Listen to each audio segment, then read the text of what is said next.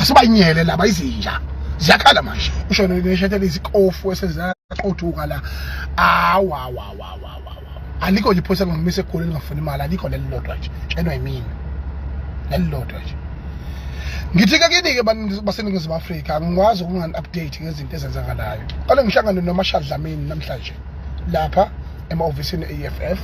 uMarshall Dlamini unobhala jikelele